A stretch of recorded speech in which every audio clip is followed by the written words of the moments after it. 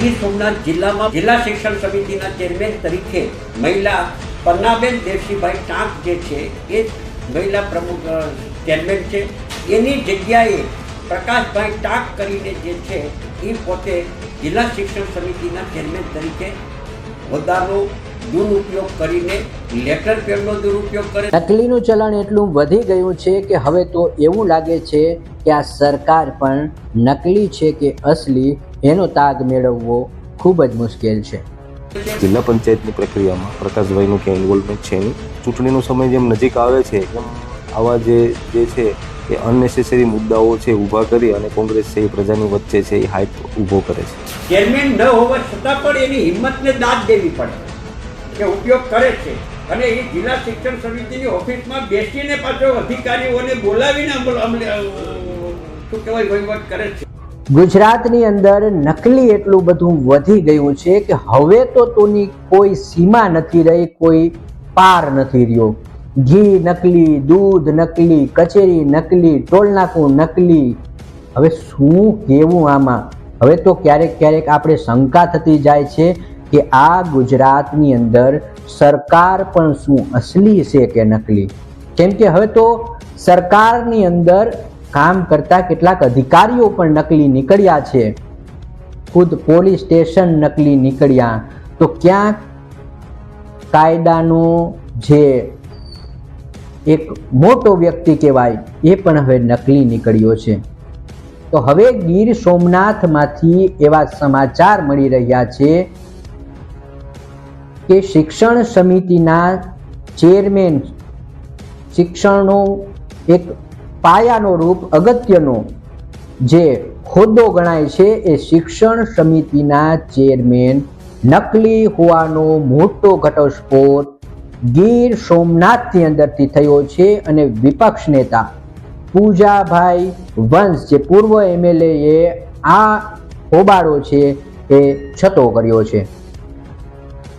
નમસ્કાર, હું છું મનીષ ડાંકી અને આપ જોઈ રહ્યા છો ગુજરાત નેશનલ ટીવી ન્યૂઝ. વાત કરવી છે ગુજરાતની અંદર વધતા જતા નકલીના પ્રમાણને લઈને કે જેની કોઈ હવે હદ સીમા નથી રહી. હવે લોકોને કોના ઉપર વિશ્વાસ કરવો? અને આ નકલી આ નકલીની અંદર હવે સરકાર પણ સામેલ હશે કે કેમ? કોણ નકલી અને કોણ અસલી એનું હવે તો તારણ મેળવવું પણ મુશ્કેલ બની ગયું છે. એક નકલી શિક્ષણ સમિતિના ચેરમેનનો પર્દાફાશ થાય છે. મિત્રો, વિચાર કરો ગુજરાતમાં કેટલું નકલી ચાલી રહ્યું છે.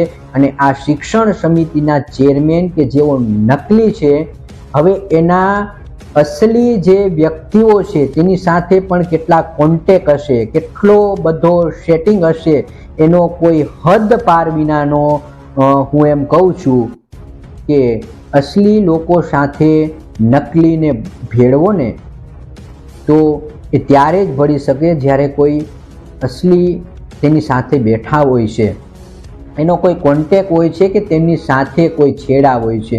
અને આમાં પણ એવું હોઈ શકે. જો તપાસ કરવામાં આવે તો આ નકલીનો જે ભાંડો ફૂટ્યો છે એને છાવરવામાં અસલી લોકો સામેલ હોય. પરંતુ હવે સરકારમાં આવા લોકોની તપાસ પણ થાય છે કે કેમ?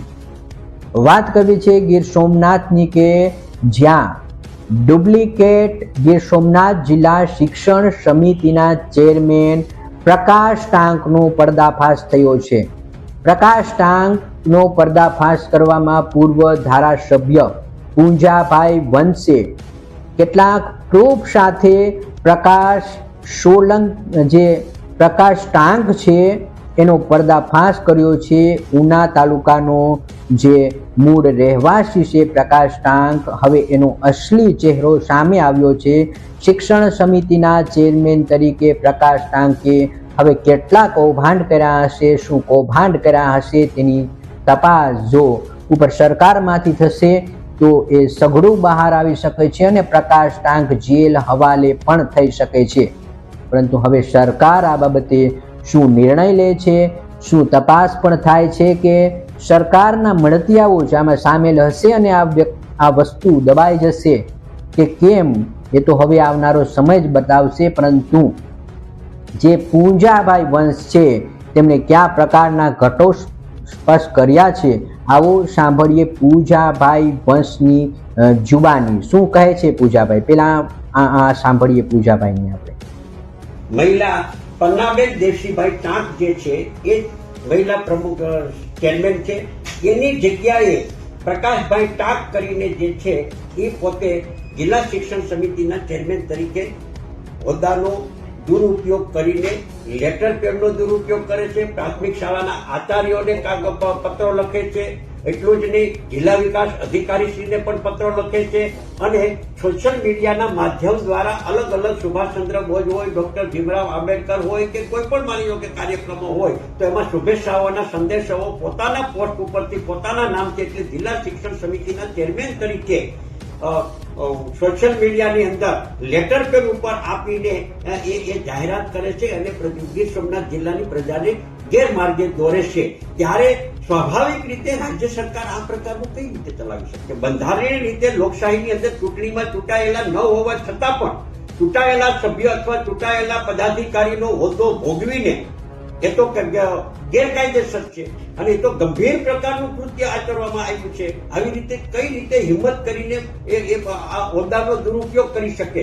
ત્યારે ગીર સોમનાથ જિલ્લામાં આ પ્રકારના હોદ્દાનો દુરુપયોગ કરીને વહીવટી માળખામાં પણ પોતે સહીઓ કરીને આદેશો કરે છે, હુકમ કરે છે, આવા પ્રકારનું. ત્યારે આવનારા દિવસોમાં જિલ્લા વહીવટી તંત્રએ અને રાજ્ય સરકારે આ સમગ્ર કિસ્સાની અંદર જે ગીર સોમનાથ જિલ્લાના શિક્ષણ સમિતિના ચેરમેન, નકલી ચેરમેન જે છે, એ નકલી ચેરમેન જ્યારથી ચેરમેનની નિમણૂક કરવામાં આવી છે ત્યારથી લઈને આજ સુધી વહીવટી ફાઇલો અને તમામ બાબતોની તપાસ કરવી જોઈએ અને તપાસ કરાવી અને આમાં જે કોઈ સામેલ હોય, જિલ્લા વિકાસ અધિકારી જેને જાણતા હોવા છતાં, પ્રાથમિક શિક્ષણ અધિકારી જાણતા હોવા છતાં, જિલ્લા પંચાયતના ચૂંટાયેલા પદાધિકારીઓ જાણતા હોવા છતાં, ભાજપના ધારાસભ્ય હોય કે ભાજપના સંસદ સભ્ય હોય એ બધા જાણતા હોવા છતાં પણ આ ભાઈ, આ મહાશય જે છે એ શિક્ષણ સમિતિના ચેરમેન તરીકે રાજ્ય સરકારના સચિવ આવે શાળા પ્રવેશો વખતે, રાજ્યના શિક્ષણ મંત્રી આવે ત્યારે પણ આ શિક્ષણ સમિતિના ચેરમેન તરીકે, નકલી ચેરમેન તરીકે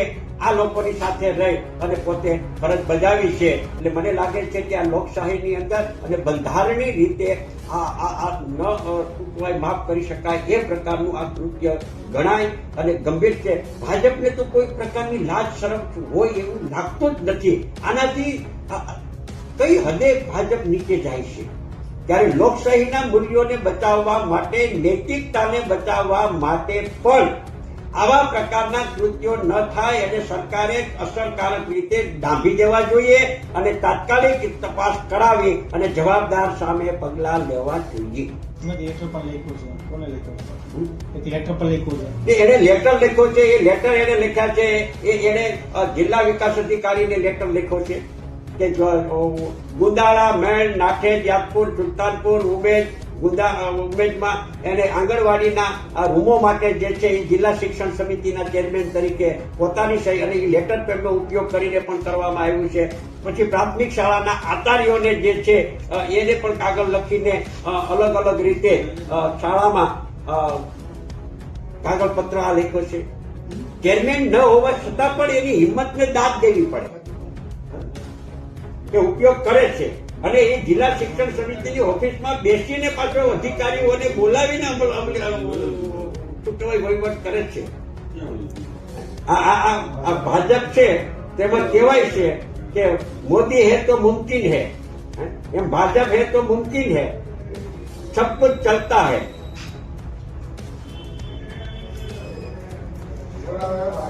હવે ગુજરાતની અંદર જિલ્લા શિક્ષણ સમિતિના ચેરમેન તરીકે જે પોતે છે નહીં છતાં પદ ઉપર જે કાર્ય કરતા અનેક લેટર પેડનો તેમણે ઉપયોગ કર્યો છે અને કાર્યક્રમોમાં તેમણે હાજરી આપી છે અને જિલ્લા શિક્ષણ સમિતિની ચેરમેનની ખુરશી ઉપર બેસીને અનેક પ્રકારના વહીવટો કર્યા હોય તેનો અનેક પુરાવાઓ રૂપ જે છે સાબિત થયું છે અને અનેક પુરાવાઓ સામે આવ્યા છે.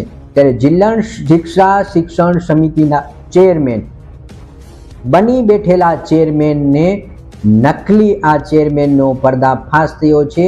હવે ત્યારે સરકારમાં બેસેલા કેટલાક મળતિયાઓ છે એ આને છાવરી રહ્યા હોય તેવો પણ આક્ષેપો થયા છે. હવે આ વ્યક્તિને સરકારના કયા મળતિયાઓ છાવરી રહ્યા છે અને આ નકલી શિક્ષણ સમિતિના ચેરમેનનો જે ભાંડો ફૂટ્યો છે એ ભાંડો ફૂટ્યા બાદ હવે તેના પર કયા પ્રકારની કાર્યવાહી કરવામાં આવે છે, કયા કયા લોકો સાથે તેના સંપર્કો હતા, જિલ્લા શિક્ષણ મંત્રી સાથે પણ તેના સંપર્કો હોય તેવા ફોટો પણ સામે આવ્યા છે.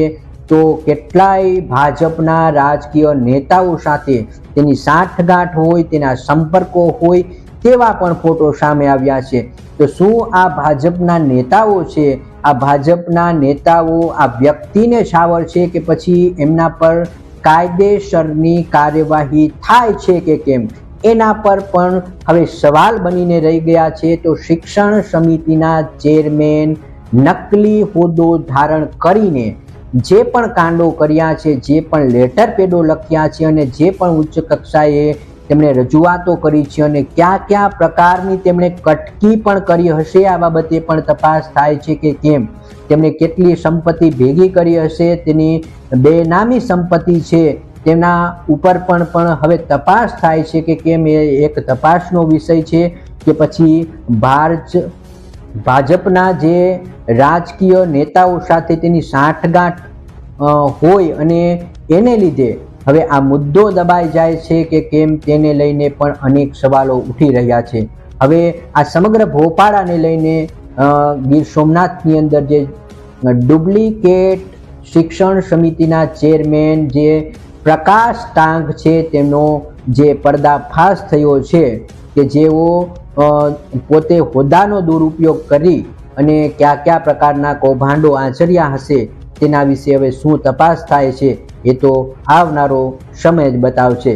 પણ એક ચર્ચાએ પણ જોર પકડ્યું છે કે ભાજપ સાથેના જે નેતાઓ છે, જે મોટા કદના, જે મોટા દરજાના નેતાઓ છે તેની સાથે પ્રકાશ ટાંક છે એ તેની સાથેના જે સંબંધો છે તેમને કારણે પ્રકાશ ટાંક હવે બચી પણ જાય છે કે આ લોકો તેમને છાવરે પણ છે કે કેમ, એ પણ એક તપાસનો વિષય છે.